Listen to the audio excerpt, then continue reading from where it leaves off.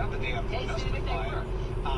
But it's interesting. Obviously, the president feels differently. He went out of his way in that tweet to say Ivanka tries to get me to do the right thing, almost defending.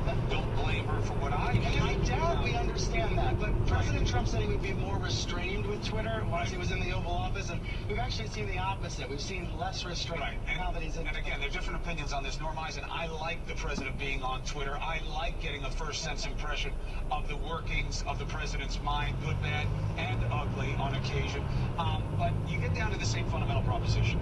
There is no law, with all due respect to your California, the extract of the Federal Trade Commission Act. That argument aside, this is about what is right to do and not right to do. And people will say, this is who the president is, this is who we expect him to be, people voted for him, end of discussion. But Chris, 75% of Americans, including most of his voters, want to have his tax returns. Why? Because they're worried about these business conflicts. Every president, both parties, 40 years, has made a clean break with their businesses. Yeah. And Trump's failure to do that is creating an overhang. It's very good for us. I like reading his Twitter feed as well. It creates a lot of media attention. I'm sorry Brian can't escape politics in the dressing room at Nordstrom's.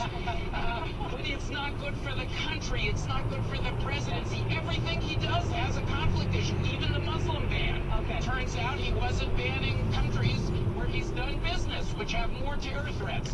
So we're seeing a big scandal hangover.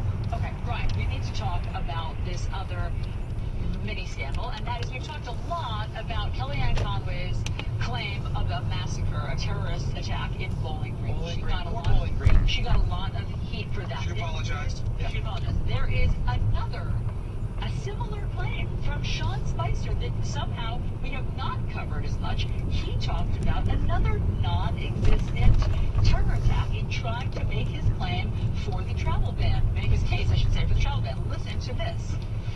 What do we say to the family that loses somebody of a terrorist, to whether it's Atlanta or San Bernardino or the Boston bomber? Too many of these cases that have happened, whether you're talking about San Bernardino, Atlanta, but I don't think you have to look any further than the families of the Boston Marathon in Atlanta, in San Bernardino, to ask if we can go further.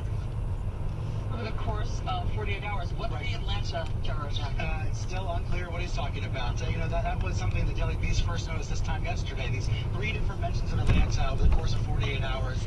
Maybe he was referencing Orlando. I want you to know this time yesterday, I asked Spicer, what did you mean? Did you mean Orlando? Did not hear back from him.